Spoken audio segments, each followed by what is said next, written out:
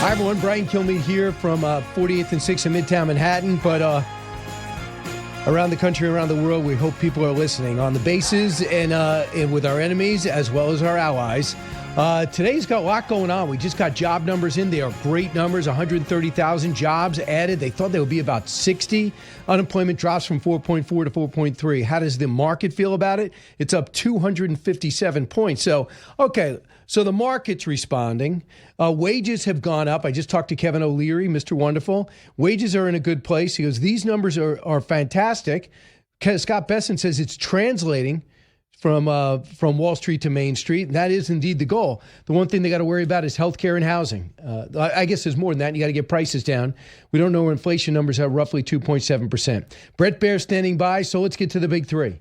Number 3. Mr. Lyons, do you consider yourself a religious man? Yes, ma'am. Oh, yes. Okay, well, how do you think Judgment Day will work for you with so much blood on your hands? I'm not going to entertain that question. Oh, okay, of course not. Do you think you're going to hell, Mr. Lyons? I'm not going to entertain. Of course not. But LaMonica MacGyver, who's asking that question, the congresswoman, might be going to jail. We know that she tried to bull rush her way into a facility, a ICE facility, and now she's been indicted for it. Embarrassing and aggravating. Dems continue to disparage and attack ICE and anyone associated with it, as you just heard, while not acknowledging the thousands of criminals they've taken off the street and their role in the violence perpetrated against them. We have the latest with a focus on Minneapolis. Number 2. The key at the end of the day is no nuclear enrichment, no more ballistic missile or drone activity, and no more money going to their proxies. And Iran's never going to agree to that, and that's why I think the president needs to take his moment and make this a legacy-defining moment. Nikki Haley on with Bret Baier last night talking about Iran, and the governor of South Carolina couldn't be more right. Countdown to takedown. My hope is we take out this Iran government as they've begun assassinating would-be protesters in their hospital beds. Also, throwing 207 in jail and killing any other suspects as Bibi comes to town to talk tactics with 47.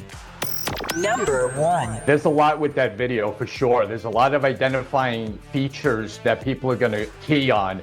The backpack, his clothes, his walk. So you want this video out there because that's how this is going to move forward. And they got video, doorbell video. You've probably seen the stills. You've seen the video. And we actually had a suspect pulled over in his car. And after questioning, they've let him go. All we know is his first name is Carlos. After being pulled over, he did talk to the press. Bret Baier, chief political anchor for Fox News, anchor a special report. Been all over this story, too. He's got his podcast that's out there, as well as the author of To Rescue the American Spirit, Teddy Roosevelt and the Birth of a Superpower. Bret, this story was moving a lot. I watched your show back this morning, and I felt after watching your show, knowing that things didn't break with the suspect, when you were done, didn't you feel as though they were going to get the guy before the night was out? It seemed, yeah, Brian, I did feel like it was moving, and they had some good intel, and they were, moving assets, and our people on the ground kept on saying that they were hearing off the record that, something's coming. So, we'll see where this goes. They clearly have a lot more info than they've had in recent days, but a little disappointing that it didn't all come to fruition last night. And I'm sure I'm sure everybody else is disappointed. Is it your understanding that they got this video out pretty quickly to the public, or do you think they held it for a while? I understand that, or at least Kash Patel has said that it took them a long time to get it through the companies. I think they worked with Google specifically, and this was not something that had been recorded. This was deep into the device itself, and it had to be retrieved. Interesting big picture is that you don't think about that if it's not on, that it's still, the images are still there. That's something, a whole different thing we can talk about sometime. But I think they got it out as fast as they could. I think they showed the family members individually before they put it out publicly.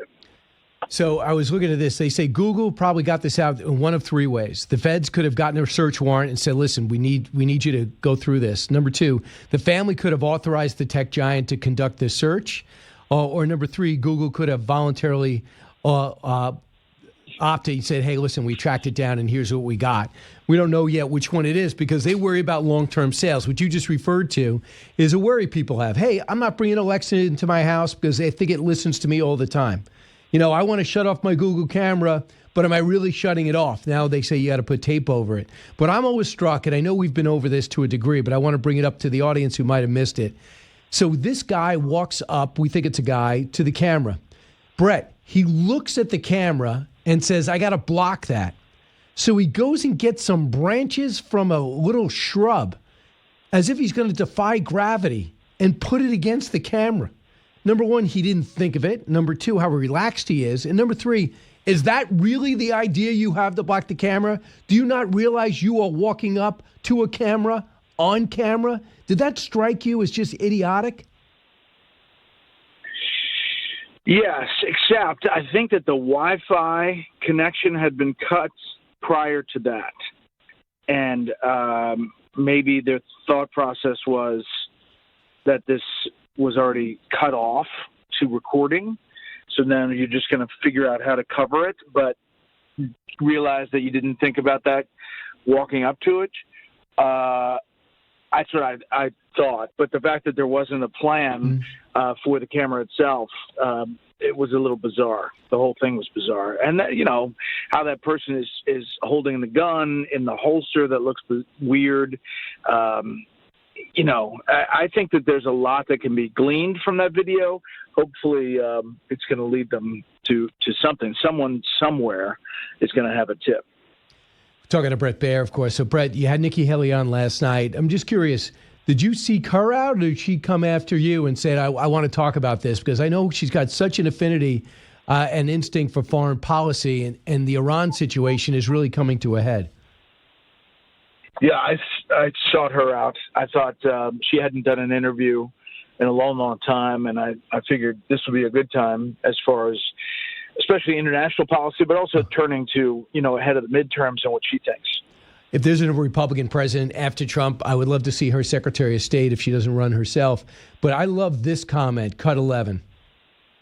The key at the end of the day is no nuclear enrichment, no more ballistic missile or drone activity, making sure the Iranian people finally have the freedom that they deserve, and no more money going to their proxies. And Iran's never going to agree to that, and that's why I think the president needs to take his moment and make this a legacy-defining moment.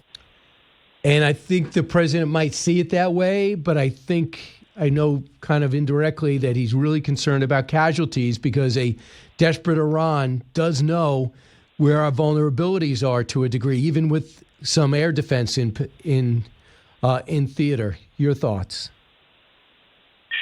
Yeah, I think that part of the delay here from where we thought it was going to all come together and happen was that Israel was not stocked with Patriot and other missile batteries to protect them. And there are others that had some concerns about, you know, defending against Iran's missiles. So I think over time they've been restocked, and obviously more of the U.S. military, U.S. naval assets have been put in the region. If I had to guess, this falls apart, the negotiations, and that something happens. But you know, the question is what comes next? What's on the ground? Who takes over? How does that transition happen? And I don't think we as a country have an appetite to get involved in that part of it. And have we got somebody that we could deal with that might be, you know, if the IRGC is devastated and the Ayatollah is obliterated, who would be the Delcy Rodriguez to hold it together? He does not believe that Pahlavi is the person right now. That'll be something for him to work out with the Iranian people. But is there a Rouhani, the so-called moderate president from a few years back? Is there anybody out there? And if we've identified him, it seems as though Iran has identified him and is already doing some mass arrests. Right, exactly. I would assume that the CIA involved with Mossad has gamed that out. But, you know, it's a closed loop at the top in Iran, and unlike Venezuela, I think it's a lot tougher nut to crack once you get to that point.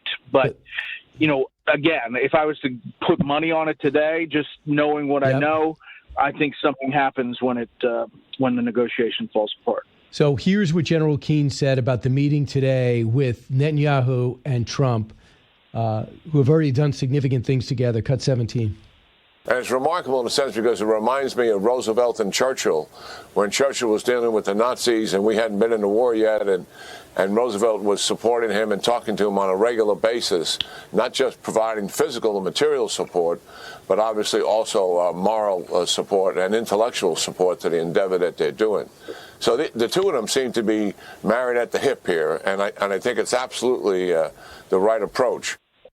So that's true. I mean, they understand each other. They understand militarily what they're capable of. And Israel has me in awe of what they've been able to accomplish militarily over the last few years, especially how they penetrated inside Iran while the attack was going on in that country.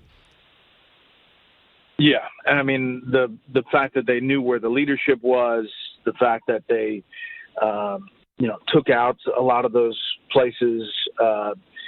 Look at all that Israel has done. I mean, even taking out leaders months, with plans that took months to happen. So, yeah, I think that there's going to be some kind of look at how that going forward there. I'm curious to see the conversation, and I doubt we'll have total insight into it about Bibi Netanyahu and President Trump, about Netanyahu's political future and what he sees, still facing some legal challenges in Israel.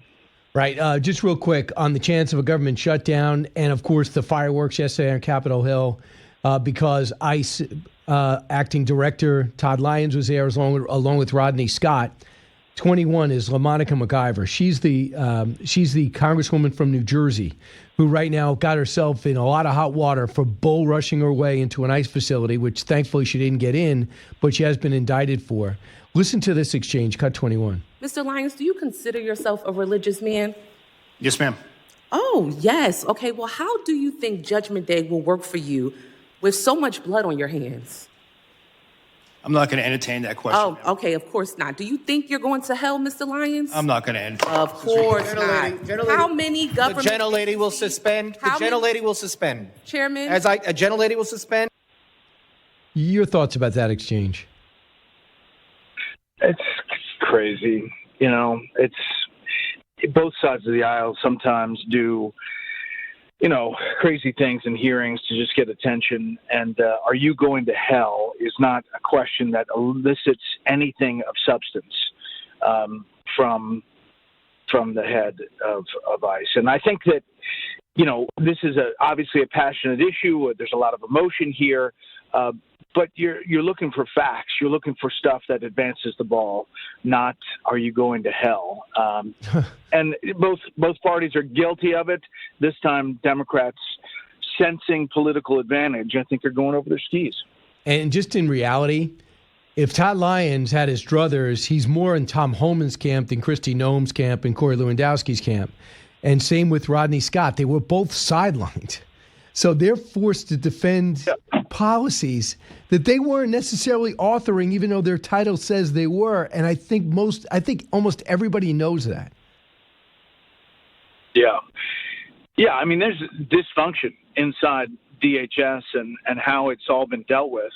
And especially, to ask those kinds of questions to somebody who maybe was not operationally as integral in some of that as they could have been. Lastly, just before we let you go, Bret Baier, and get ready for your show tonight, the Dow's up 233 points, as I mentioned. It looks like the job numbers come in way over estimated. They added 130,000 jobs. Some said they predicted about 60,000 jobs. So the unemployment drops to 4.3%. When do you think some of these outstanding, we're over 50,510 right now. When do these numbers start resonating with the American people? I mean, that's the question. Trump thinks it's a PR problem. What do you think? Well, Well, I think some of it has to sink in. I will say that the revisions from 25 were not good overall. Like the losses from last year, and but these numbers are much better than people projected. And I think if you listen to Secretary Bessent, it's a situation where they believe that the growth and the positivity is going to outdo some of the criticism that they're seeing. The question is, how do people feel about it? What do they feel at home? And that's what the midterms are going to all be about. Hey, Bret, I don't know how much free time I'm going to have, but I'm going to be in town for the State of the Union address. A lot of people wonder if we'd hang out if there's no camera or microphone. Think about your answer to that, because this is constantly the email and inquiries I get. So think about what you want to do. I'm going to be in your town for a couple of days. All right. First of all, you should be on the panel. Okay. And second of all, maybe we could go get a beer. I don't know. That'll be great. Well, one beer and we'll split it because we've got to be sharp the next day. All right. Bret, we're going to see you tonight at 6 o'clock Eastern time. Bret Baier, don't move.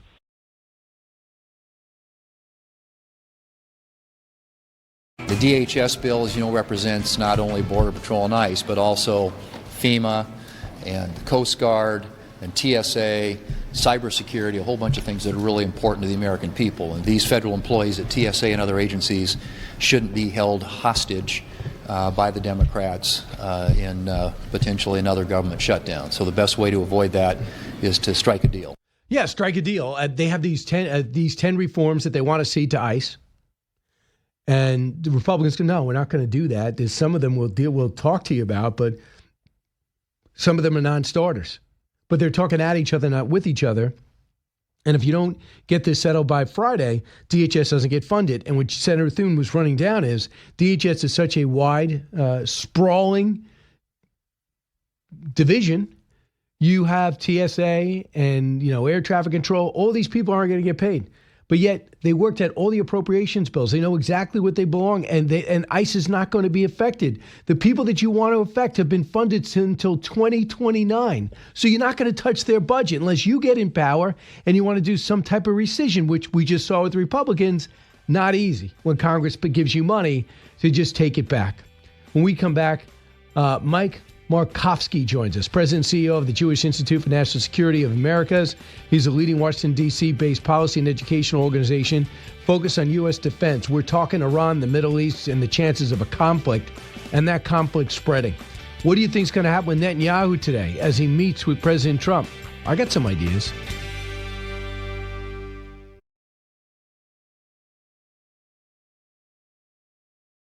Do you think a deal with Iran with this current regime would ever really stick? I don't know. I don't know. I know one thing.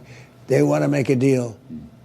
They wouldn't talk to anybody else, but they're talking to me. But, it's a good question. A lot of people say no. And I would say that I'd rather make a deal. It's got to be a good deal. No nuclear weapons, no missiles, no this, no that, all the different things that you want. But some people worry that they've been very dishonest with us over the years, right? Very dishonest. President's getting philosophical, very similar to when he was asked about Maduro. Well, we don't know. He's got some choices to make. We'll see what he does. We'll see. And meanwhile, they were rehearsing plans to take him out of his bed, and they took him. Soleimani landed in Iraq. He was going to go up and meet with his militias and foment more terror. And they said, Mr. President, we could probably take him out now in his first term. And he took him out. El-Baghdadi got loose. Go kill him. They killed him. That's done. Hey, the nuclear programs has been exposed. They are in an all-out war with Israel. The U.S. at first said, yeah, we'll see what happens. It had nothing to do with us. The whole time we were planning in great detail and have been for about 20 years how we would take out their nuclear program, and they did it. And even Democrats say it was brilliant. And the Maduro capture was brilliant. They're blowing up the Houthis to the point where they allow the waterways to go free again, and they've not been bombing our ships or anybody else's ships. That's certainly significant. It sounds like the president knows there's no way Iran is going to say, you know what, I don't need to use that uranium anymore. Got plenty of oil. I'm tired of sending checks to Hezbollah and Hamas and those ballistic missiles. Let's just close up the plant. There is no chance that'll happen. Michael Makovsky joins us now, President and CEO of the U.S. Institute for National Security of America and a leading Washington, D.C. policy and educational organization focused on the U.S. defense and national security issues in the Middle East. So, Michael, welcome. First off, President Trump is meeting with Prime Minister Netanyahu today. I don't think this is just, hey, what have you been doing? How are you doing? How's your family? They're going to talk tactics and substance, aren't they? Absolutely. Thank you for having me. Absolutely. It's notable that this is Netanyahu's seventh visit to meet with President Trump since President Trump was elected. They're talking concrete stuff. They're not here just to hang out. Yeah, I mean, one is Hamas has said again, we are not giving up our weapons, and we're in phase 2 of the Gaza rebuild. Some things are going well. We have other people involved. We have the Board of Peace. We are working hard. I know they got this building with one floor is Americans, one floor is Israelis, others a representative from the region. So they're trying to get to the point where they can start rebuilding Gaza, but that's going to be an issue. But the main thing is on Iran. Why do you think the prime minister said to the president publicly about 3 weeks ago, not now, Mr. President? Yeah. So look, first of all, I think President Trump deserves a lot of credit. He's the first president since the Islamic Revolution, which they just celebrated their 47th anniversary, which is not something the regime might be celebrating it, but most of the Iranian people and certainly most of what we used to call the free world certainly lament. And I think Trump deserves a lot of credit that he's the first president to publicly support the demonstrators. And there have been protesters against the regime over the decades. Obama and Biden ignored them, and President Trump said, look, we support the people, and he warned the regime. So what this is about, really, so then he wanted to do something, and because I think President Trump is we've seen this many times, like with the hostages, he hates to see innocent people be killed or taken into tunnels and things like that, and killed or oppressed. So he wanted to act, but I think the Israelis said, look, if we're going to do this right, we need a little more time, and we need to prepare. The Israelis and the United States needs to as well, and I think that's what we've seen. So now we have the United States has a lot more assets in the region. Israel's had time to prepare, so I think they're really focusing on coordinating what they're going to do if President Trump decides to attack. We need, the president says, I'm thinking about bringing another aircraft carrier in. Do we need it? I don't think so. I'm not here to second guess our military planners, so I'll defer to them. And I think the U.S. approach generally is to be extra prepared. Israel's approach is to prepare, obviously, but sometimes Israel's used to, I think, reacting a little more quickly. I don't think we have to. And you don't know. Time will tell whether it was a ruse or it was really something we really need to do. But what it does suggest to me to bring all these assets is that we're not just talking about maybe like Midnight Hammer, which was a great thing where we brought the B-2s to finish off the nuclear program that the Israelis started doing in June. But we might be thinking about it. It suggests possibly a little longer campaign by both countries. Yeah, because they want to make sure these guys don't stay in power. I'm sure you guys know better than most that they are actually going after and killing all the protesters they can, including ones are in the hospital. They are going to find them in the hospitals and are killing them. They arrested 207 people, and they've been executed over the last 3 weeks. And now they're just arresting other people where they torture them in prison. They will do anything to stay in power. They're remarkably unpopular with their own population who is not armed, and they still courageously continue to protest over the weekend, reportedly. And the president has said, we got your back. But of course, we didn't have assets in place. I just can't see a scenario where the president says, shake my hand, we got a deal. I think this ends in some type of military action. The question is, between the intelligence Israel has and we have we identified somebody we could work with the day after? First of all, I completely agree with you. I don't think after everything that happened, as you correctly pointed out, I think it'd be very hard for President Trump to just say, hey, I made a deal on their nuclear program and, things are good and et cetera, et cetera. I think he knows that he can't. It'd be a tough thing for him to do after he, as you point out, his credibility, I think, is kind of on the line here to punish the regime for the slaughter of their people, for the mass slaughter of their people, and to do what we can, along with the Israelis, to help weaken the regime, to facilitate the Iranian people to bring it down. Excuse me. But it will be ultimately the Iranian people that bring it down, but we could help weaken the regime. So about what you're asking, I think it's a tough thing. That's a tough thing to game, because I think a lot of people believe it's a common view that even if you take out the supreme leader, you have the IRGC, the Islamic Revolutionary Guard forces that will take over. I think it's probably a little too early on that. And I think the key thing is you want to weaken the regime levers of power, including leaders of the forces like the Besiege and the IRGC and some of the military that are supporting the regime, and then just really kind of do what you can to help facilitate the people to bring it down. Michael, for people that out there says, well, we don't want a war in the Middle East, and we should be focusing on China, we're not going to be able to focus on China like we should if Iran continues to foment violence and terror in the region, especially with our alliance with Israel.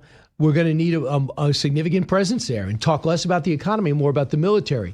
If you want to really pivot to China, deal with this problem once and for all. It's been 40 years. The only thing consistent is they do everything possible to hurt our objectives and to kill our people. Look, I agree. Actually, you could even argue that this could be part of a pivot to China, because the Iranian regime is maybe the Chinese closest friend in the Mideast. There's the Chinese are selling missile technology, all sorts of things to the Iranians. So actually, if you want to weaken the Chinese, you want to take care of the Iranians. And also, I think the Chinese and the Russians will see that if we don't address this issue, especially everything that the president said, we have your back, we're on our way, we're locked and loaded, things like that.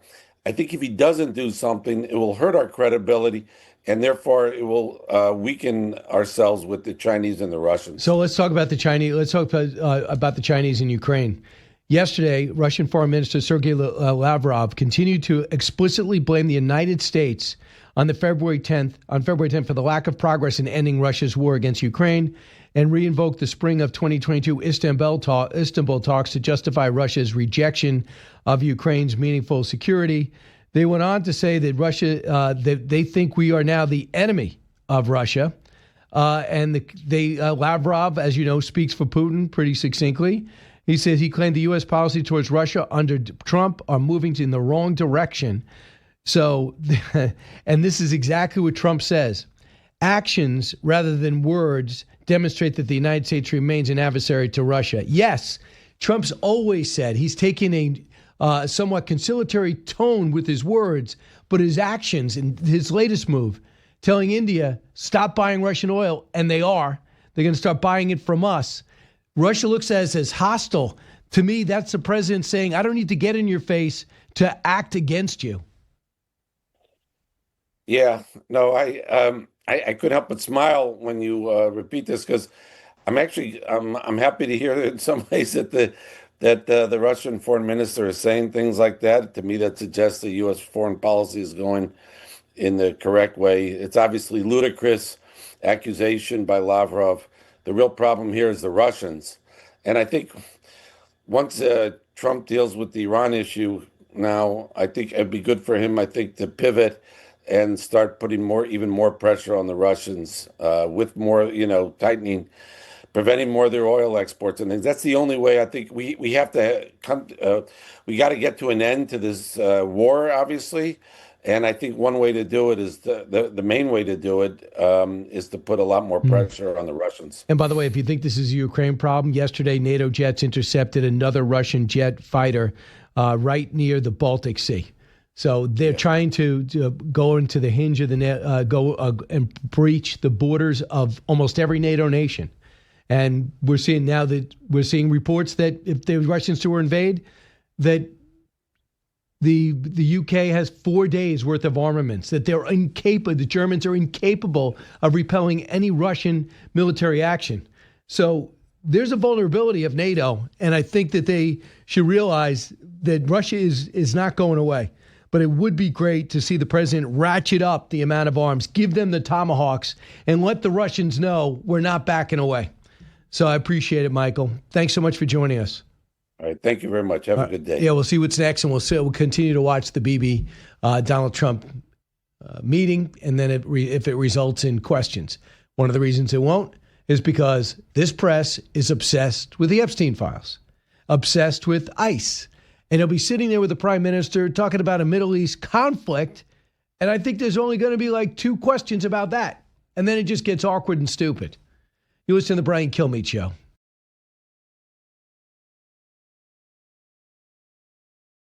You think these numbers are crazy. This next one, these are bonkers. Okay, what are we talking about here? Americans rate the job market as bad or good. February 2025, equal shares. Say fair or say bad or good. 42.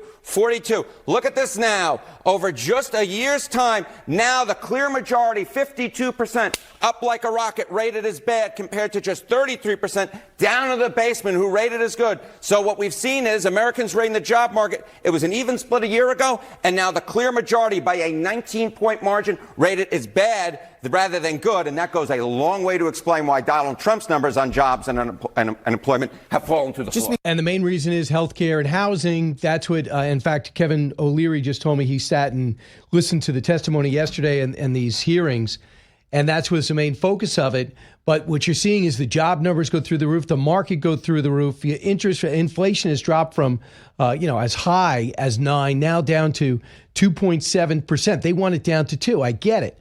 You have rates have dropped, but not as much as the president have wanted. It's around 5. So we'll see what happens. So the jobs number's good. And by the way, wages have matched the increase in opportunity. So the inflation has gone down, wages have gone up and kept up with the growth. That's been the problem in years past. But for some reason, the president doesn't get that reflected in the numbers. Also, some of the investment that he's bringing back, much to the detriment and anger of our allies. He's all about bringing business back here. And by the way, some industries, like, for example, the car business and apparel business, say, we don't have anything. We can't build this all here. They're not ready yet. The infrastructure isn't here. And now there's huge tariffs on it, but they also bring in tariff revenue. It's up to the president. When people get those, I think the next big thing for Republicans is when people see the big, beautiful bill impact when it comes to all the write-offs that they have and the refunds that they're getting, so they'll have more money. I mean, you give people $500, $1,000, it's certainly going to help. There's some controversy in doing that, but there's no controversy in giving people back the money, their own money, I would think. But it's got to be frustrating for the president who says, I got a PR problem, and that's my issue. People don't understand how good it is. And now he's also working on energy. People also know, this is a fact, gas prices are going down and continuing to drop, and diesel prices are going down too. Scott Turner, HUD Secretary, Cut 35. American people, from the Gen Z, the younger people to the older people in our country, are talking about housing affordability. And the president has taken this very seriously. Myself, other leaders in this administration are taking this very seriously. The president has taken bold action, as you've seen, to prioritize American homeowners. He's mandating institutional investors, large institutional investors, from buying up single-family homes. He's directed Director Pulte to buy $200 billion in mortgage-backed securities over at Fannie and Freddie. So as you can see, actions have been taken. More actions will be taken. And with some of these trade deals are really going to begin to benefit. For example, 18% tariffs on India. We're back with a free trade deal with that booming democracy, in unequal but booming democracy. And it's the biggest one in the world, by the way, bigger than us. And then you have India. That's going to be good. The South Korea-Japan deal, that's going to be good. Although people aren't optimistic that they'll actually buy American cars in Japan, still for the first time they'll have that opportunity. And no one's really disputed this. I watched Scott Besson over the weekend. He said China is living up to the framework of the trade deal as we worked it out when it comes to farmers. Now, farmers needed the subsidies. For a while, the Chinese stopped buying our soybeans and other products. They bought it and paid more money for it from Argentina. And now, according to this deal, we're back getting that going. Now we got to work on beef, and a lot has to do with nothing to do with the president, but the meat packers and the ranchers. That will help out with rural America. Also, the president's getting coal going, cutting regulation. These are the things that he hopes change what Harry Hinton says on CNN. But there's one thing about him. He does not lie about the numbers. He comes out and will say it either way. Trump has not lost any support with MAGA. I find it almost comical. I like listening to the New York Times daily podcast. But every single time, every third day, it's like, has Donald Trump finally losing the MAGA base? Marjorie Taylor Greene is no longer, has Donald Trump lost the MAGA base? Tom Massey, once the Epstein files out, have they lost the MAGA base? And the numbers don't move. What you want to focus on is independents and moderates. And when it comes to the ethnicity, continue to make gains in Hispanics. Those are legitimate concerns. The other one, don't worry about it.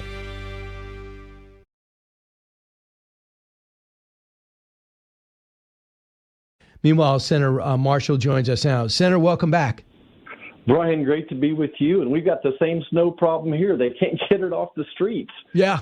We had a guy that also left the people on the streets, and 18 people died, most of which are from hypothermia, because they don't want to clean up the homeless encampments, but they rather let people freeze to death. That shows the benevolence. And it's a bigger story. I mean, that is the story of all of California, too. Yeah, this term collectivism, isn't that hit the mayor of New York's term? I think if this is what collectivism is, we want no part of it. We want competent people running our government. And by the way, we want a government that provides for our safety and security and make sure that there's law and order in the land as well. Yeah, so let's talk about the chances of the DHS getting funded. Here's Chuck Schumer, cut 20. Today, the heads of ICE, Border Patrol, and other enforcement agencies testified in the House for the first time since the killing of Alex Preddy and Renee Good. However, today the head of ICE refused to answer if Good and Preddy deserved to die. Refused to answer. And when asked if he would commit to unmasking ICE agents so they can be identified, he had a simple answer: no. Most Americans would be aghast that we should have secret police, unidentified police roaming through our neighborhoods. Yeah, this is the guy that wanted everyone masked, including 2-year-olds, athletes playing on open field soccer games. And now he says ICE and Border Patrol need to be unmasked. And that's part of the punch list that they want, and if they don't get it, they're going to shut down the government. Where's this going, Senator Marshall? Well, I think that Chuck Schumer wants to shut the government down over this issue. It's the only issue he's really got out there that he can cling on to. We have the economy growing at 4 to 5%, a good jobs number today. Real wages are growing. So I think that they're clinging to something, and this is it. But I just want to emphasize that we, the Republican Party, that we are the party of secure borders, of safety and security, of law and order. Here's the Democrats, again, defunding the police for all practical purposes here. He's negotiating through the press here. He's negotiating with his Twitter this morning as well. At the end of the day, this is a conversation between President Trump and Chuck Schumer, if a way around this situation right now. I still think we end up with a short-term CR, continuing resolution, to fund DHS here for a couple more weeks, because we're not close on the negotiation. And we shouldn't give in. We cannot let yesterday's headlines dictate policy and what we should be doing long-term. Yeah, here's Todd Lyons yesterday defending the fact that his agents got to wear masks. They are being threatened every day. Cut 24. In fiscal year 2025, death threats against ICE personnel increased more than 8,000%. Assaults on officers have skyrocketed over 1,400%. One officer in Minnesota had his finger bitten off by a protester, egged on by elected officials characterizing our officers as Gestapo or secret police. The families of ICE personnel have been made to feel unsafe in their homes. I know this firsthand because my own family was targeted. But let me send a message to anyone who thinks they can intimidate us. You will fail. So that's why, and he knows why. And if you want to maybe put numbers on the uniforms instead of names, maybe you could work on that, if you want it. But there's a mask for a reason. Nobody wants to wear a mask. It's very uncomfortable. Yeah, this is for real, Brian. Again, folks back home whose loved ones are working for ICE have been doxxed, and their loved ones are all across the country, but and they're now having to hire private security to take their kids to school.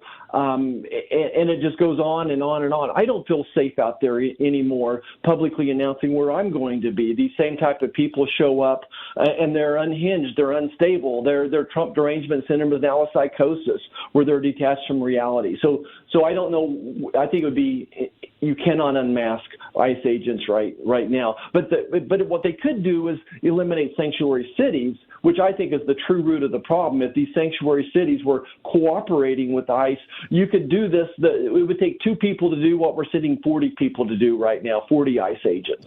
But you do what? Are you happy with Tom Homan's tactics? I think he's going to be scaling down again, maybe tomorrow. Are you happy with the way things are working out? I think we're going in the right direction. The tactics that are going to work in a sanctuary state are going to be different how they work in Kansas or Texas as well. And just remind your listeners, Barack Obama deports 3 million people with the same rules for ICE that we have engaged right now, and everything went just fine. I think the problem is sanctuary cities.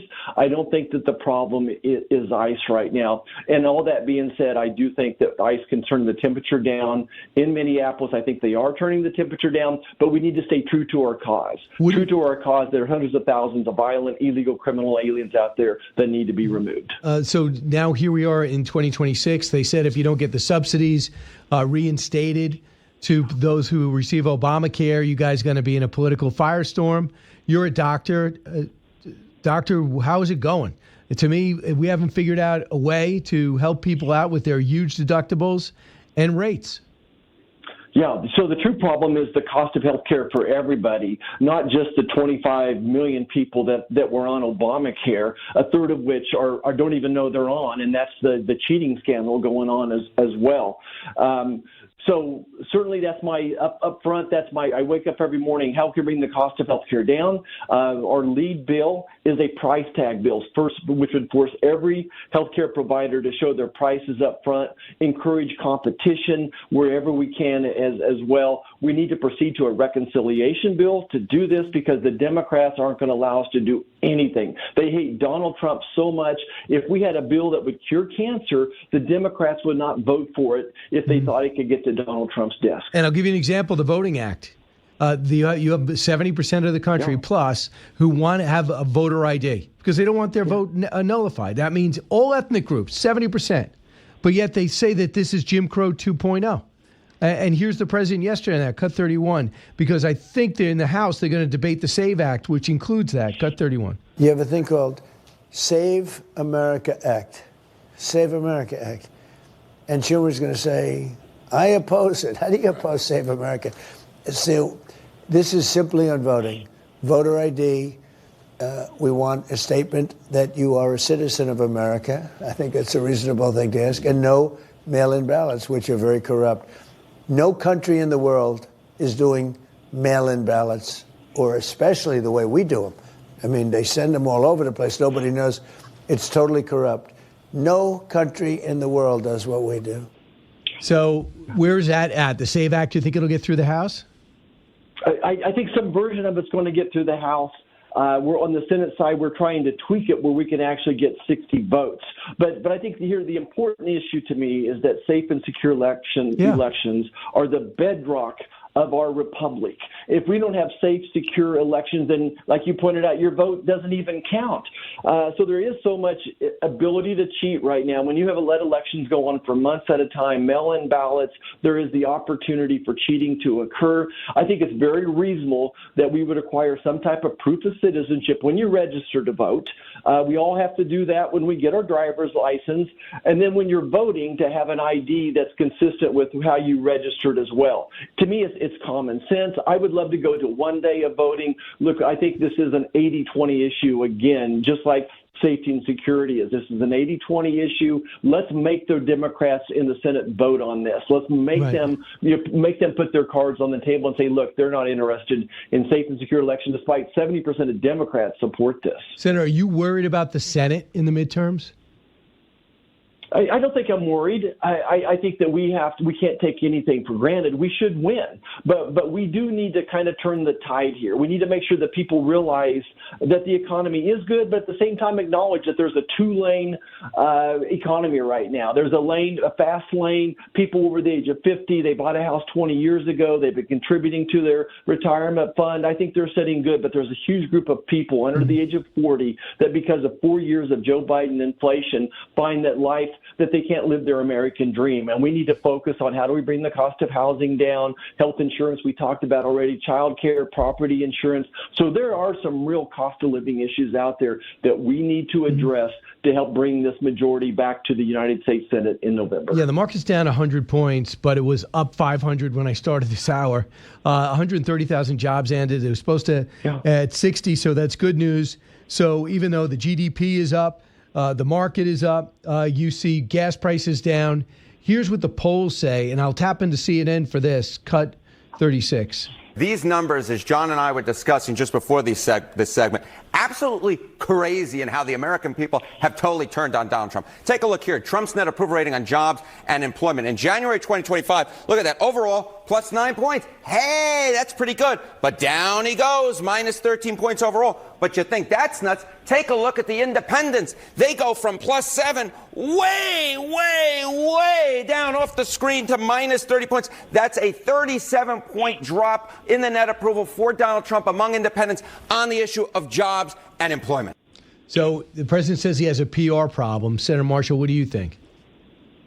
Well, I think that perception's reality, and Republicans need to acknowledge that there is indeed this two-speed highway system going right now when it comes to the economy. There's a large group of people that are struggling right now due to 4 years of inflation from Joe Biden, and we need to acknowledge that 90% of the media is out there just thrashing people, telling them how miserable life is, despite all those good numbers you just talked about, 4 to 5% GDP. Who could have ever thunk of that? And by the way, the jobs we're adding are not government jobs, which I think distract from the economy. They're not part-time jobs. We're adding real jobs. But regardless, we have until November to weed this out. And by the way, the only thing worse than President Trump's numbers are Democrat numbers, right? So these people are going to come home, but we've got to deliver for them as well and bring the cost of living, help start to bring that cost of living down. We're making progress. Again, real wages are up, but we still have 4 years of Biden inflation to deal with. Right. It's at 2.7% right now, Senator Marshall. So lastly, you feel as though we'll get a CR, so everyone go to the Munich Security Conference. Oh, Lordy. Yeah. I hate to be that's the reason that we're going to do a CR. I think we got problems here at home we need to take care of. I think that the Republicans need to go back and talk more about the working families tax cuts bill. I think that every American is going to get on average $1,000 more of a refund from the IRS. So I think we need to be out there talking about it. The Munich security system, I think it's just over. They're all over there just brown nosing each other. I don't have much use for it, but you're right. It's one of the reasons the Democrats want to get out of here. All right, Senator Roger Marshall, thanks so much. And my exit question to you is just on Iran. Have you been briefed at all about what our options are over there, and what you feel as we should be doing? Nothing. I would guess they're on the appropriate committees. There's briefings going on, but nothing for all the Senate. I think we need to measure twice and cut once here. We need to bring some support from Saudi and some of the other nations over there as well. And I think we're doing that. I think we're being very measured here. Senator Roger Marshall, thanks so much. Appreciate it. When we come back, we'll be able to squeeze in some calls. And then welcome to the studio, George P. Bush. You're listening to the Brian Kilmeade Show.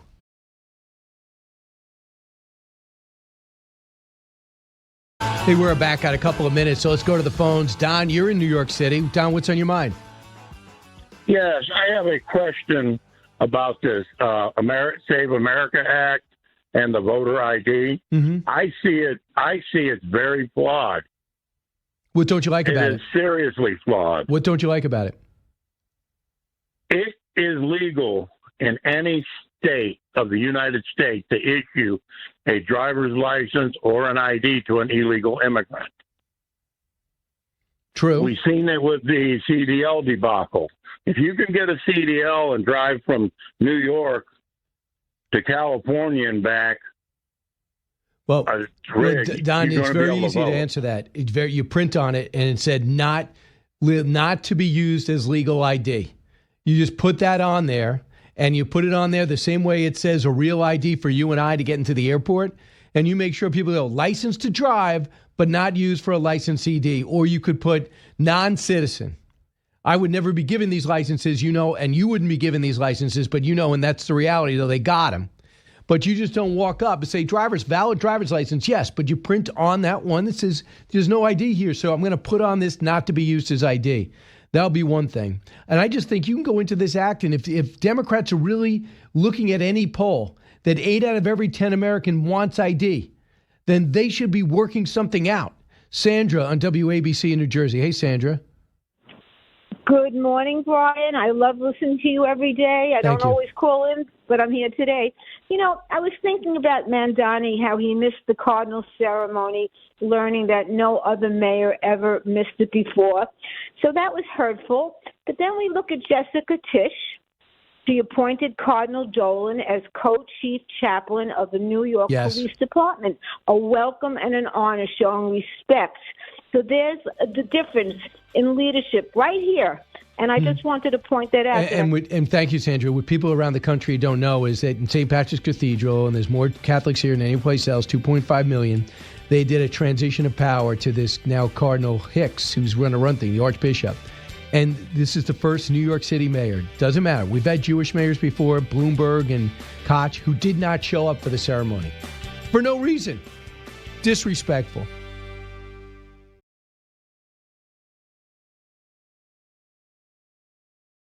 And I have just as much respect for you as I do for the last white men who put on masks to terrorize communities of color. I have no respect for the inheritors of the Klan hood and the slave patrol. Do you know what other regimes in the 20th century required similar proof of citizenship? This is the wrong type of questioning. I'll tell you what the wrong type of thing is, sir. It's my Holocaust time. Museum Reclaiming my time, sir. If you want to go see Reclaiming my time, Mr. Chairman. It's not the men and women of ICE that are out there doing it every day. So to say that the men and women of ICE that Mr. Chairman, I'm reclaiming my time. I would like my time back, please. Please give me another 15 seconds because he was unnecessarily speaking. Yeah, they're speaking because you're supposed to be asking them questions. This is a little the anarchy and the chaos and the circus atmosphere in Washington yesterday when ICE showed up. They don't talk about the 1.9 million that self-deported, the 630,000 that they've rounded up. They don't talk about how it relates to the unprecedented drop in almost all violent crimes across the country in all 50 states. So I wanted to give my guest right now, George P. Bush, the former land commissioner of Texas, the 28th. And I did ask him before we started, George, I said, do you want to go to Congress? And you said, no, absolutely not. Maybe this is the reason why. No one wants to get anything done there. They're trying to raise money by saying obscene things to each other. Yeah, that's the only way they can get attention and, for folks like us to talk about how laughable and how off base their viewpoints are. I mean, when you look at the mayor of Minneapolis, for example, and the recent incidents that have unfolded there, I mean, the irresponsibility of local, county, and state officials to work with federal government and federal law enforcement is symptomatic of what we're seeing. Just a reckless disregard of the oath that they put their hand on the Bible on, saying that they will uphold the laws of our country and of our land. And that's why last November, people spoke very forcefully about the president's agenda as the number one issue to not only secure the southern border, which is important to countless Texans, but to communities, especially in sanctuary cities where they ignored federal law. This is symptomatic of what we're seeing on the left. There's very few people you can actually work with to implement some reforms that even ICE says that they would be open to tactically in terms of helping to operate in communities. But when you look at the facts, and you've unloaded a few there, we are still interdicting less than at the clip of the Obama administration. We've removed less, but yet when you hear this rhetoric from the far left, which now regretfully is in control of the Democratic Party, that's what Republicans have to deal with in the Congress to get good public policy forward. It's crazy. And again, what you just said and how you just explained it shows why you shouldn't be in Washington, because you're not looking for sound bites. You're looking to actually answer my question. By the way, after this, I'll be taking phone calls. So Jerry, Alton, Danny, and Hank.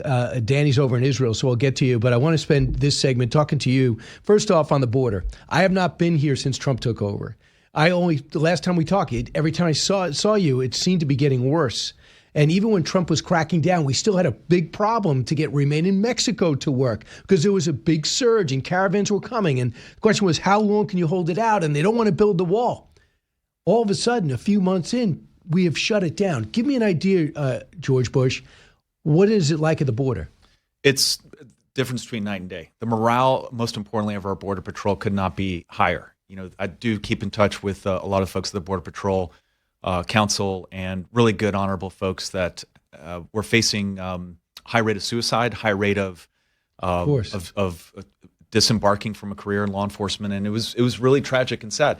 And then, of course, the countless Texas DPS, right, that are state law enforcement officials under Governor's Operation Lone Star, Governor Greg Abbott's initiative to help secure the border during the Biden administration. They were torn away from their families to help secure the southern border. Cost you a lot of money. Cost your state money. Billions, which the governor and the lieutenant governor and our speaker, have worked with the Trump administration to get some level of reimbursement.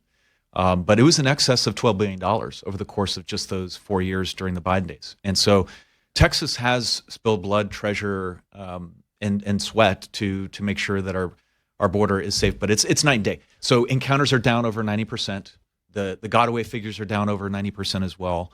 The construction of the border wall continues at the state level, federal level, obviously. You guys are building your own wall still, too? We did. So I initiated that actually when I was land commissioner, and that was one of my proudest moments of public service was knowing, look, Biden at the time was working on reappropriating the dollars which were initially allocated for the first component of Trump's vision for southern border wall.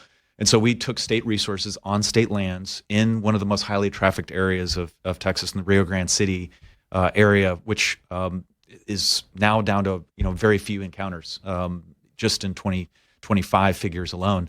And so those projects continue, and now there's a collaborative work environment. So George, does it blow you away? Does it blow you away that they stopped? We thought they couldn't get in, but we thought people were going to try. So what has happened? Is it pressure on the Central American nations, along with pressure on Mexico, on their southern border that stopped it? I mean, one of the first things that happened, El Salvador's president came to meet. We've made it obvious we needed better relations with Honduras. Now, whether Scheinbaum and Trump are constantly sparring, but I think there's a mutual respect there. Is that the key to this? The pressure there? Yeah, I think there's a lot of pieces of credit that go around. Yes.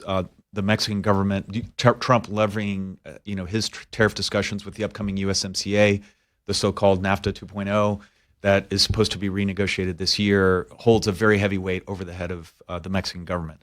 And Scheinbaum, as part of that agreement, understands the national security component of economic trade with the United States. And so she does not uphold her end of the bargain, though today's incident and the information that's coming out in El Paso could work against her. Is a big part of it. Could you give me an idea? I am so confused by this. We heard the El Paso airport was going to be closed for 10 days. And then as I'm coming up here from Fox and Friends to do the radio show, it is reopened. What's going on? So I did get in touch with some folks in Department of Homeland Security in El Paso, and this is a UAV breach of American airspace. People forget with Fort Bliss in El Paso, you have the largest national airspace in North America, in the lower 48. But isn't it a public airport? It is a public airport. Commercial airport. So it's a commercial airport, but there's also military airspace in that area as well. I do want to give your audience a little bit of context in the sense that the Jalisco drug cartel, which is notoriously active, there's three major ones that operate in the El Paso area. By the way, Ciudad Juarez, which is right across the border from El Paso, it's just a major thoroughfare from human trafficking to drug trafficking, particularly during the Biden days. But just this past week, the head of the Jalisco drug cartel put a hit on any member of Border Patrol in operation, authorizing them to shoot. Did I know that? That's publicly put That was publicly put out. Just verified that. That was 2 days. Didn't get a lot of news. We'll see which cartel put out the UAVs. I'm sure that it came from Mexico. Came from Mexican side, breaching our airspace. And so, as somebody who did operate in Afghanistan, with special operations as an intelligence officer, UAVs, you could see even back during those days, was going to be, and we've seen this play out in Ukraine and Russia, an element of modern warfare. Now the cartels, there's again, being in Texas, we see this a little bit closer. The amount of ammunition that they have, the material that they have, and now the utilization of automated drones is problematic, and it's something that our national security infrastructure is going to have to anticipate in the years to come. What changed in one day or 3 hours?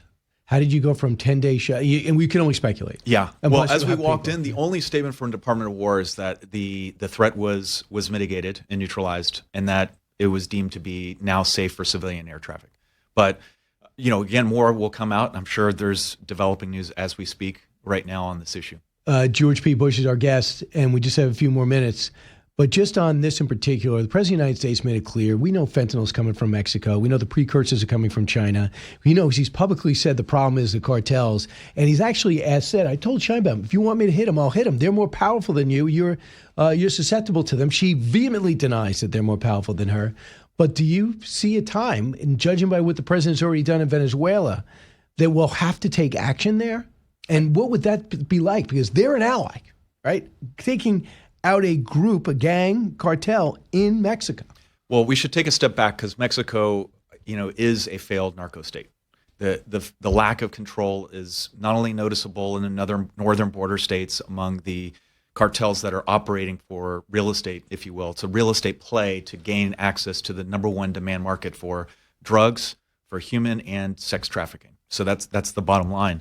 And she's lost control over those cartels. And so this is going to be a serious problem for our country moving forward. Again, tying national security with the economic ties that we hope to have. But unless they uphold meaning the government uphold their end of the bargain, this will continue to be a lawless situation. But yes, it's highly foreseeable that there's some sort of covert action that's at play here. Just a few weeks ago. It's dangerous. It'll be dangerous. It'll be dangerous, not only for business, but for tourists.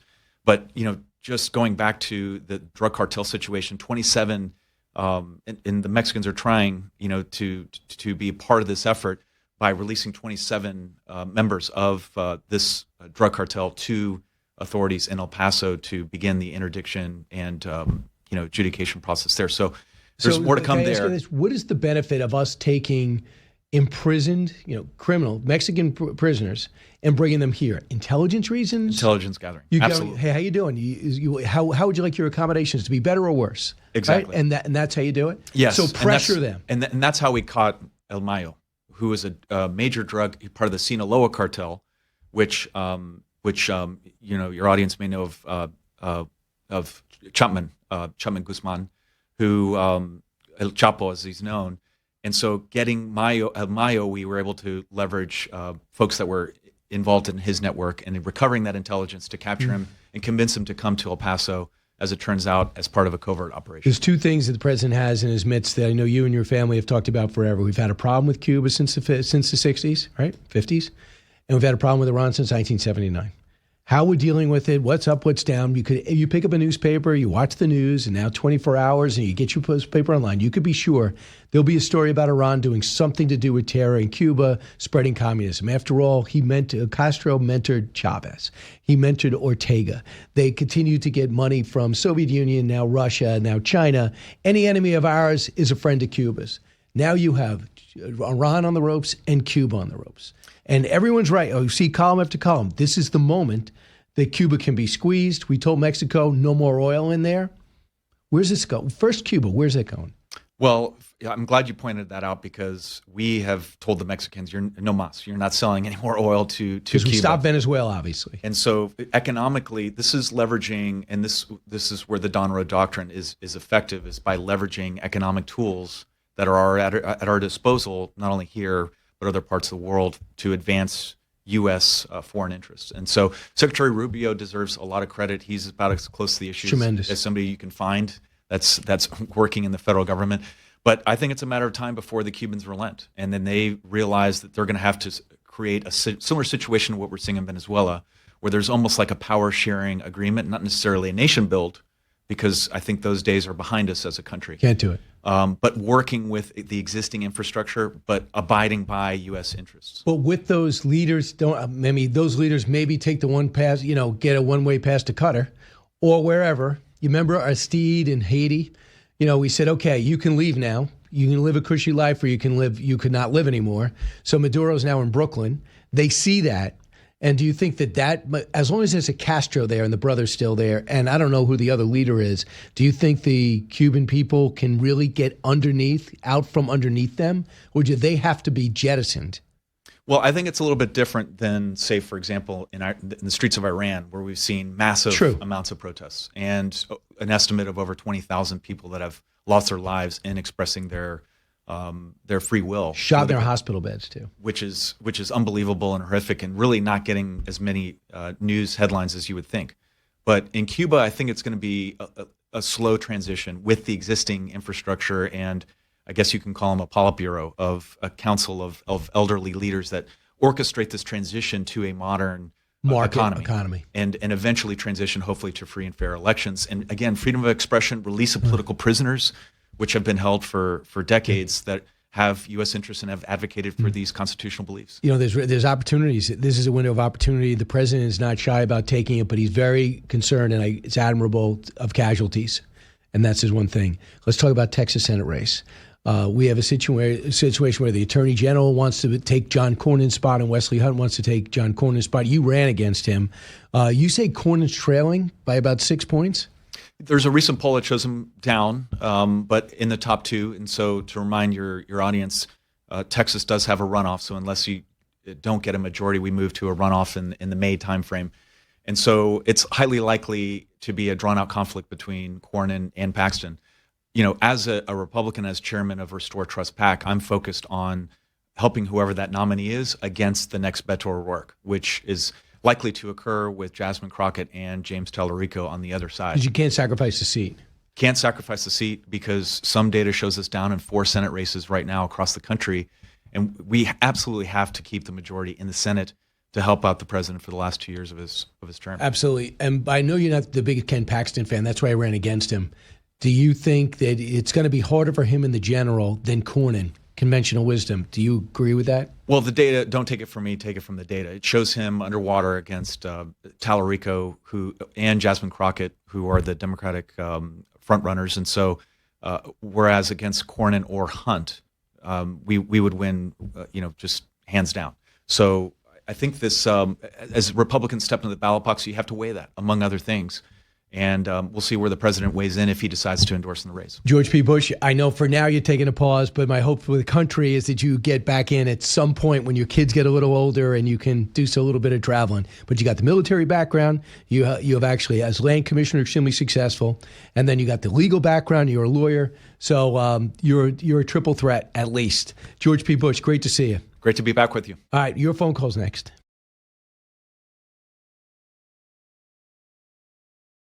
Hi, everyone. Thanks so much for listening. By the way, I'm going to be in Fort Myers on Saturday, February 14th. There's only a few tickets left. I want to see you in person. Go to BrianKilmeade.com. It's going to be streamed on Fox Nation if you're not in the area, which, Danny, you're in Israel, so you're not going to be able to go. What's on your mind? Hi, Brian. How are you doing? Good. Obviously, I wanted to touch base with the issue of Iran.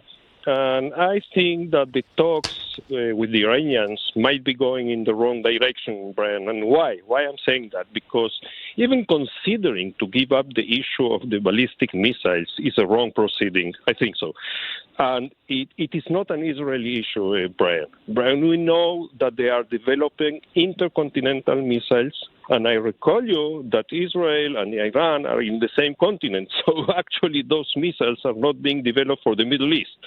Brian, the only language they understand, the Ayatollahs, is the force and power. So, Brian, let's shoot and stop talking. Let's shoot and stop talking. That's your prime minister can be very persuasive, and hopefully he will be in Mar-a-Lago, and in Washington today. Jerry, real quick in Georgia. Jerry, what's on your mind?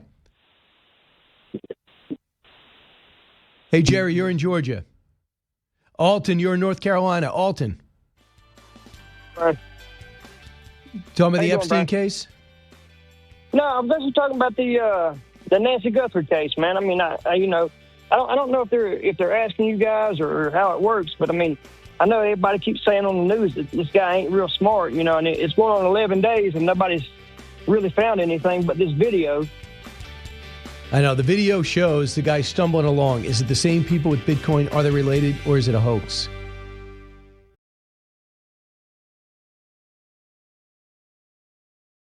But I want to bring in Jennifer Griffin now. Jennifer, welcome back. Thank you, Brian. So, Jennifer, if you were inside the meeting between the Prime Minister of Israel and the President of the United States, I sense this is very substantive. What do you think they're just talking about?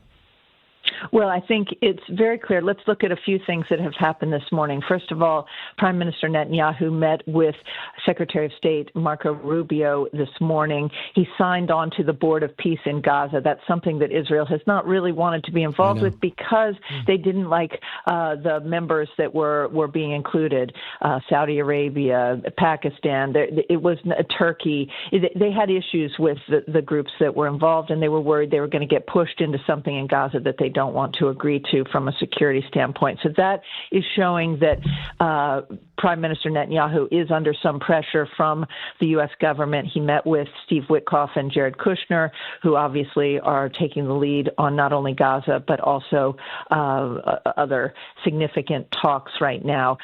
In terms of Iran, I thought it was notable that Vice President J.D. Vance put out a statement today that if the Iranian people choose to overthrow their government, then that's one thing, but it will be up to the Iranian people. That is definitely the White House taking a step back from regime change talk in terms of Iran. What we do know is that the talks that took place between the Iranian sides that included Witkoff, Jared Kushner, and the head of CENTCOM, they were face-to-face. I was able to report that last week. And they also they were only discussing the nuclear program. And we also heard from foreign minister as soon as he got back from those talks that Iran, their hardline stance in those talks is that they will continue to have the right to enrich uranium. That's a non-starter for the U.S. and Israel. Israel is here because they also are mostly concerned that the U.S. is not going to deal with the ballistic missile program, that if that's not even part of these negotiations, Israel still feels that they are in the direct line of sight for Iran's ballistic missiles, which have grown tremendously. The stockpiles have grown tremendously since last summer. And that is why I think that Prime Minister Netanyahu is here today meeting with the president. Here's what General Keane said about that meeting. Cut 16. The meeting between these two leaders is certainly, it's quite amazing. President Trump's been in power for 13 months, and this is his 7th meeting with Prime Minister Netanyahu. You got to look at what he is. He's really a wartime commander, and President Trump certainly is full throttle in support of this wartime commander because obviously they're our closest ally in the Middle East, and he is fighting Iran and its proxies, trying to literally destroy the state of Israel. This is what this has been about. So they're probably going to have a meeting. Number one, were you surprised, Jennifer Griffin, that about 3 weeks ago when the president said to the protesters, "I got you back," Prime Minister Netanyahu came out and basically said, "We're not ready"?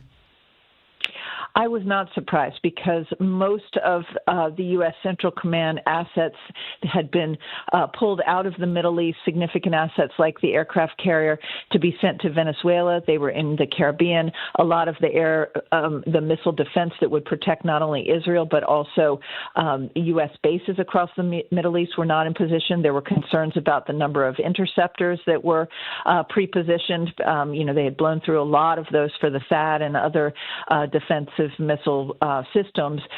So what we've seen now in the last month is a massive buildup of forces in the Middle East that would provide protection not only for Israel but also for U.S. bases, which are very, very vulnerable, particularly to, if you look at Bahrain and along the Gulf side of things where the U.S. has a number of bases.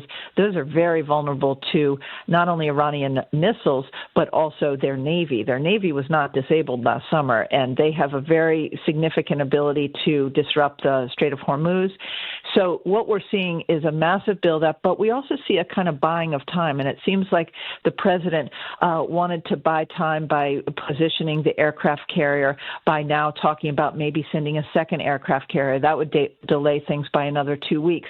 And so I think the president genuinely wants to see if he can make gains in negotiations. I don't think he wants to have to militarily act, but he also has told CENTCOM to be ready me, and CENTCOM has told him that they needed a little more time to get everything positioned. That buildup is almost complete, I would say, but there are a number of things happening in the region that I think would delay the timing of any sort of strike. So I don't believe there'll be a strike tonight, for instance. First of all, there would never be a strike while the Israeli Prime Minister is visiting the U.S., inside the U.S. He's not going back till Friday. You also still have a very sensitive mission taking place in Syria, where the U.S. military is moving up to 7,000 ISIS prisoners. About half of that, I'm told, has already taken place, moving them to Iraq because of the instability in Syria. There is no way that the U.S. is going to jeopardize troops on the ground and that mission by starting a second front with Iran at this moment in time. So that's not complete. You also have the Olympics going on, and we saw, years ago when, 4 years ago when Putin invaded Ukraine, countries tend not to do big military strikes while the Olympics are going on. Oh, that's interesting. So where do you think we would target? And are there people in Iran, do you think, that we have located that we might be able to work with? Well, I am quite certain there's been a covert operations down, across Iran going back to the December timeframe. If you listen to Scott Bessent, the Treasury Secretary, he testified to Congress that he believed that one of the he believed that the reason that the protesters came out in December was because of some of the economic the maneuverings of basically crashing the dollar in Iran, making a shortage of dollars. So there was a run on banks, the failure of a bank, then put people into the streets. He was basically taking credit for that financial and economic move in December that then saw those tens of thousands and hundreds of thousands of Iranians take to the streets.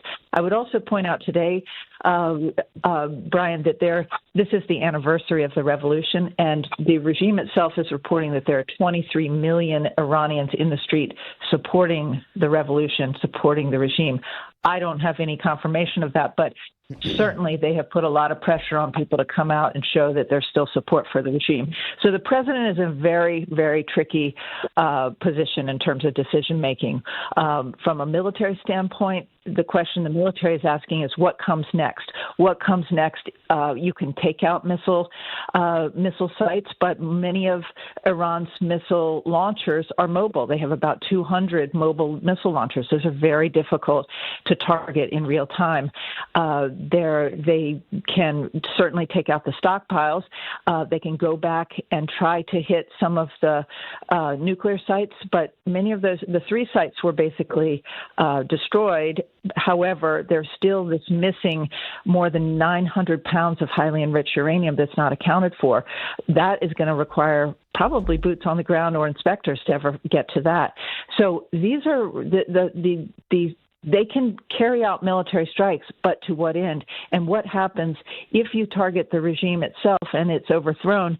What comes next? There are people who can take the place of this regime. This is not a small, pinpoint operation where you grab someone like Maduro and suddenly you control the government. You're talking about a Shia Muslim regime that there are layers of people who could still step in, even if you took out the top leadership. Jennifer Griffin, our guest. Jennifer, NATO, our vulnerability to Russia. The Germans are starting to step up, but I'm watching your report with Bret Baier last night. NATO is not ready to push back on the Russians, are they? Well, it was really interesting. This war game that was carried out by the German newspaper Die Welt and had some very senior former NATO officials who were role-playing the different response time.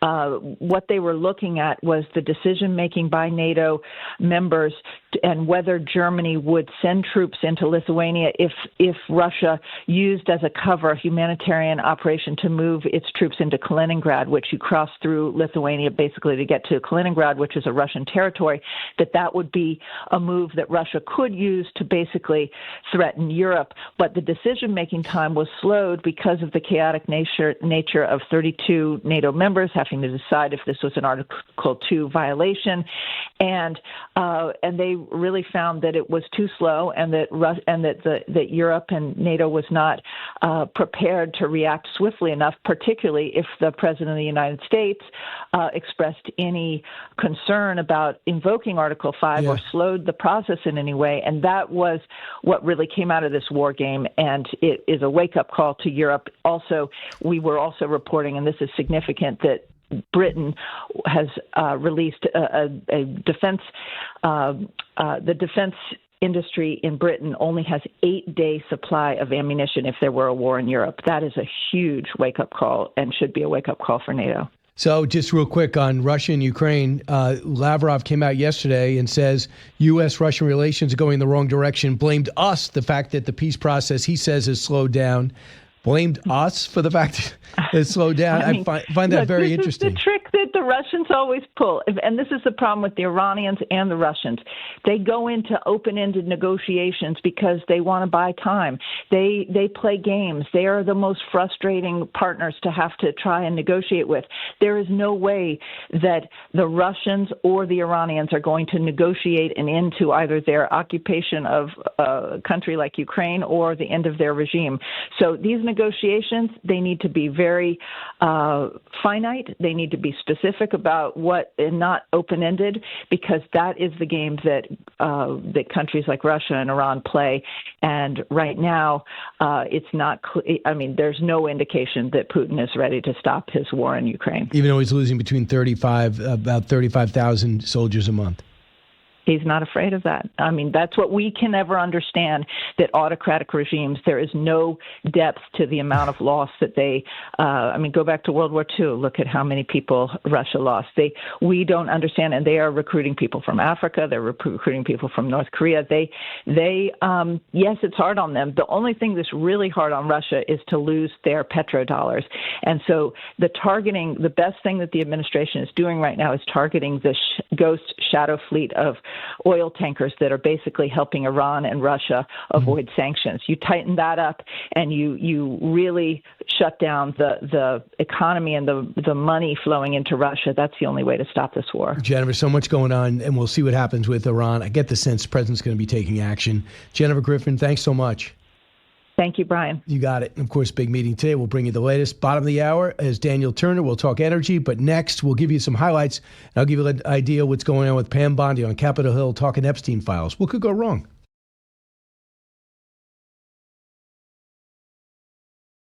So clashing going on between Pam Bondi on Capitol Hill and everyone talking about the Epstein files and who's in there and the million pages, and I want a million more. And we're also trying to avoid what I think is going to be a story that I just hate reporting on and you hate hearing it, another embarrassing government shutdown of the DHS. And as Senator Josh Hawley just said, you shut down DHS because you don't like ICE. ICE is fully funded. So you're going to be hurting FEMA. You're going to be hurting TSA. You're going to be hurting the air traffic controllers. What are you doing? Because you want to act tough to your party, to your base, when you have an election 9 months away. It's just crazy, and it's embarrassing, and it hurts everybody. You can't budget. You can't think about individuals. If you work at DHS, maybe low end $80,000 a year, high end $250,000 a year, which means after taxes, you basically, if you live a modest living, you can't afford to miss a paycheck. You're going to do this again? Again. So I just find it unbelievable. And I also find it a little unbelievable that we're going to be spending so much time on two things that don't really matter. Number one, the Epstein files. It only matters to those people that went through the hellacious situation as young women on that island with a guy that no one seemed to understand is evil until he ended up dying. When we come back, Daniel Turner will talk about energy. We also will talk about things that really matter to you, too.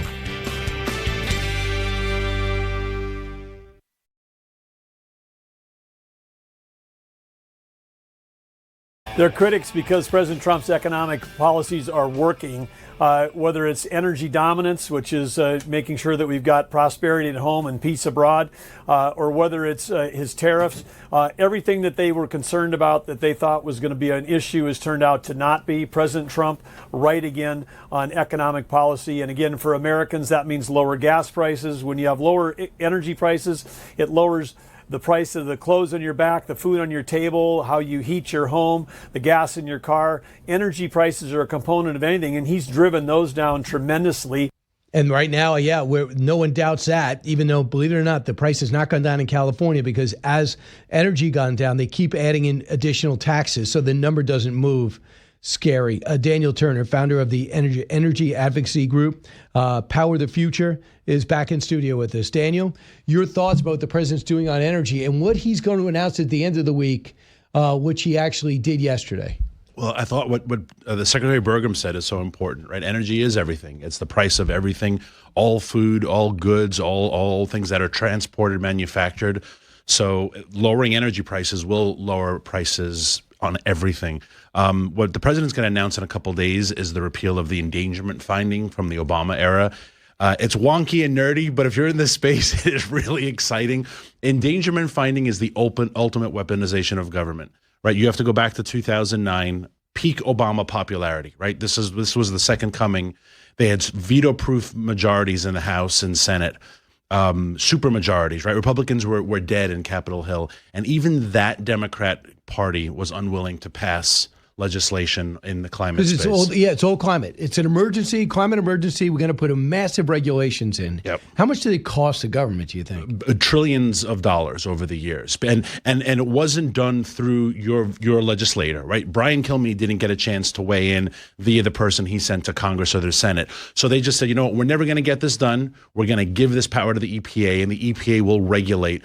Questions that we should have real good conversations on. What is pollution? Right? Let's have a conversation. What is a greenhouse gas?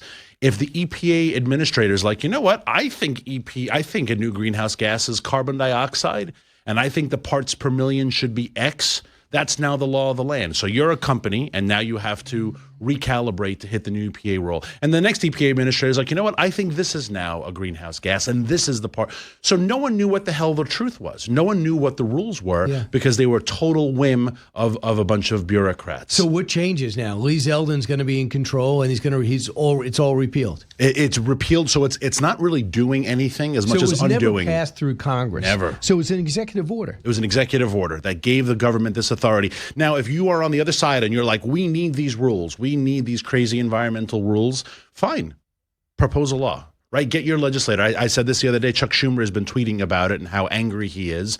Senator Schumer, you're the Senate Minority Leader. You can draft legislation right now that puts back in place all of this. But he's not going to because he'll get crushed at the polls, right?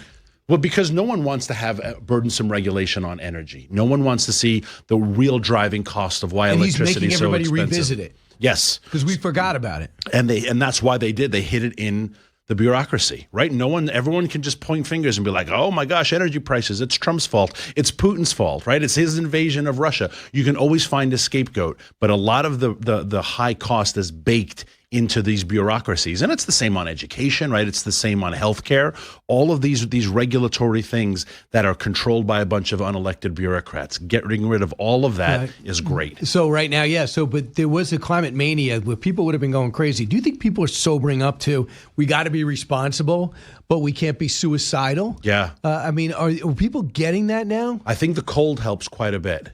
Right? Like no one protests climate change when there's still a foot of snow outside and it's 9 and 10 degrees. Just the other day I was out walking and I'm like, wow, it's really nice. And it was like 18 degrees. I was like, that's how cold it's been for so long. Yeah. But wait for the summer. I wrote an op-ed not long ago and I told people, get ready for the summer. Because in the summer, it's going to be 97. It's hot. People are bothered when it's hot. They say the earth is getting hotter than we thought. That's according to the Washington Post. Yeah. But they think that they don't know what's next. They finally admit they don't know. No. And all these numbers, hotter than what? Hotter than what it's been the last 4 billion years, hotter than what it's been since Daniel Gabriel Fahrenheit. I should probably pronounce it in the French way, Gabriel Fahrenheit, when he invented the reliable thermometer in the 1680s, right? So hotter than what? Like, all of these measures are a little bit arbitrary, but the Washington Post will just come out and be like, it's hotter than it's supposed to be. What's the core what should be the average temperature of the Earth? That's a silly question. Do you think, and by the way, we're talking to Daniel Turner, founder of energy advocacy group Power the Future. So what has this administration done? I know they're helping to reinvigorate coal. Yeah. We know they're doing the best they can on drilling, but the way the math works, if it's over $50 a barrel, is that it? They stop making money, so then they stop drilling. So when the dollar figure reaches a certain level, they'll stop drilling because they can't make a profit. They will, and that is just the way the free markets work. And so the president will give the oil and gas industry the permissions necessary to do its job. And if they over-drill and overproduce and we have more product and the price tanks, which is where we were heading, well, then they'll stop drilling. And then eventually the prices will catch back up and it will be expensive and there will be enough money that they'll start drilling again. But keep the government out of it, right? Keep the government out of that supply and demand equation. Just give the industry the tools to do its job. And the free markets are always going to have some fluctuation. And I noticed, too, when it comes to the electric car, it looks like they're taking a huge loss because no one is buying electric vehicles anymore. That was the legacy of Joe Biden. He was so proud of that. I think you get $10,000. But now Ford says they're basically stopping it. They took a huge hit because they just had to walk away from. I guess is the Lightning. My F-150 Lightning. My colleague has an article today in Real Clear, Larry Behrens, and he talks about how this is the first Super Bowl where there were no EV commercials in like 6 or 7 years. Yeah. No EV commercials whatsoever. Why? Because there's no demand for it. I'm not anti-EV. Drive whatever vehicle you want. But why was the government forcing people to get them by market manipulation, by either punishing the fossil fuel industry, making gas so expensive? Remember, Pete Buttigieg would laugh, if you had an EV, you wouldn't be paying these high gas prices. Like, they were making fun of people who had combustion engines, and then they were incentivizing the EV. Get the government out of the damn situation. Buy whatever vehicle you want. And by the way, he's the author of the lack of terminals. He had the infrastructure bill that gave him billions. I think by the time he left, he only built 25 terminals. He was supposed to make driving anywhere in this country easy if you're an electric car owner. In that famous interview, and he said that it would have been $8 billion, and he wasn't sure if they had built 7 or 8. And I remember laughing, thinking, like, 7 or 8, those aren't hard to quantify, right? Like, is it 7 or is it 8? Big boy, like, those are big boy numbers. And he didn't know, 7 or 8. And the billions of dollars, where did it go? And that's kind of the legacy of the whole Biden green agenda. Billions spent, no one knows what was done. So let's talk about how it relates to Russia. Russia buying, selling discount oil to China and to India. India said, we'll start buying it from you now, natural gas and oil. Do you think they'll execute that way, and are we capable of supplying them? I think we are, and I think they have to execute that way, and I think the president is using oil as leverage around the world for good. The sanctions back on Iran, what he's done in Venezuela, and try to force Russia from not having customers, that's the best way to bring about world peace. How about Cuba? Yeah. Stop Mexico from selling oil and gas to Cuba. And if bad guys don't have oil and they don't have money and power, they stop fighting wars. And then we're not sending a bunch of farm boys from Iowa to die on overseas battlefield because the bad guys never got rich and powerful to begin with. And could you tell me, where is diesel right now, and why does it seem to be slower to come down than gas? It's just a pure volume game, right? When you refine 1 barrel of oil, a small percentage of it goes to diesel. The vast majority goes to gas. The solution to more diesel is more refineries. That's the solution to a lot of problems. We need to build more refineries desperately in this country. So we are now really in control of Venezuela's oil. How has that affected everything? And when you talk about the condition of their oil and gas fields, how would you describe it? It would probably be like dial-up internet, right? Like, it works, but it's 20, 30 years in the back and in retrograde, and it needs a lot of updating. That is better than starting from scratch, right? Like, drilled wells that just need better infrastructure, better maintenance is a lot better starting point than no wells whatsoever. Has it affected anything in the global market? Really hasn't. I mean, I watched that happen. Remember, I think it happened on a Saturday morning, right? Like, we all woke up and that had happened on Friday night, and I totally anticipated. I did a Fox show that I said, I'm curious to see oil markets open Sunday 6 p.m. is when oil markets open worldwide. I assumed they were going to go up $15, $20. Nothing. They were flat. Oil's up a little bit since then, but $4, $5, right? It's really been remarkable, the resiliency of the American energy industry, that the Venezuela engagement did nothing. So now we start this rare earth vault in case of a rainy day. We got it for oil and we got it for gas, oil and gas. We know about that, the Strategic Oil Reserve. That was what the president announced. But he's also been working hard with our allies from Pakistan to Australia on getting rare earth deals after China said, we're going to hold him back for a while to kind of use some leverage against us. What progress are we making?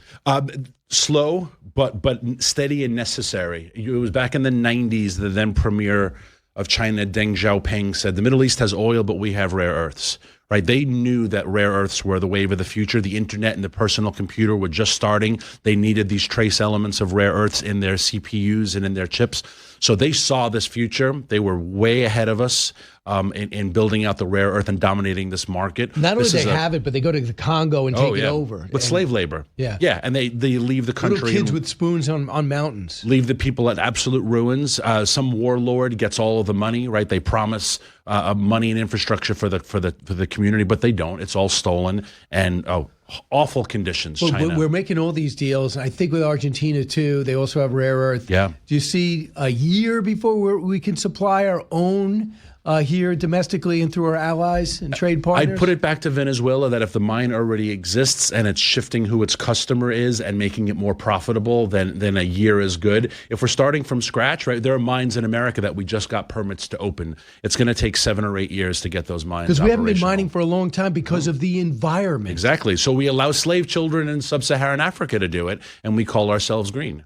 Yeah, I think it's absolutely crazy. But I think that's one thing the Secretary Burgum and Chris Wright is talking about, is getting the rare earth deals done immediately, get that vault set up. So if China turns around and says, we're holding it back, our military gets hurt, our computers are obviously hurt, the iPhones, communication, and they knew it. Yeah. And it seemed to have jarred the president. It did. And you know what I love about this conversation is this is why I love this industry, because you hear this like, you're a shill for big oil, which is so boring and basic. Like oil, rare earths, metals, minerals, it is human dignity. It's world peace. It's slave children. It's better working conditions, right? These are really important issues of humanity and human flourishing that depend upon oil, gas, and coal and metals and minerals. And when you have someone like Joe Biden tinker in this space and produce chaos, all it does is diminish human dignity. What's your view on windmills? Because there's a big battle in Long Island right now because they have these contracts done. I think they bought them from Sweden. They're drilling them. The president said stop. Court says do it again. Your thoughts? Oh, I don't know what part of Long Island is getting them. I assume it's not water. Long Island Sound. No, but is it East Hampton though? Like who's going to look out from their $40 million compound and see a windmill? I think they all are. Montauk. Oh, it's going to go on the North Shore. Yeah. Okay. I wouldn't be surprised if the president stops it because he hates windmills. He hates that they're foreign made. No, a court reinvigorated it after they stopped it. But you know, I think he'll use national security protocols to shut it down. They're worried about radar. They're worried about first defense. They're worried about the military. And if you're a fisherman, I mean, Long Island still has a lot of fishermen, and we're not far from lobster country. Those people's lives are going to get destroyed. Why? Because they're not going to have any of the land, the leased land to fish in, because it will all be cordoned off because of the windmills. They have very big footprints in the water, and you're not allowed to fish very close to them. And I know in New Jersey it was killing the dolphins, wasn't it? And the whales. Remember, we used to hear about whales washing up all the time on the Atlantic shore. Why did that stop suddenly? You know, climate change? No, it stopped because we stopped the sonar drilling, the sonar buoys to put down wind turbines. So end the wind turbines. They're awful. And Dan Turner, before we go, anything to keep in mind when it comes to energy? Give me a projection for 26. We're headed in a good direction. I think oil is going to stay very, very stable. It's all going to be about affordability and electricity prices. Yeah, nobody can deny the prices are down when you go to put gas in your car. Daniel Turner, thanks so much. Thanks, Brian. When we come back, we'll find out if there's more to know.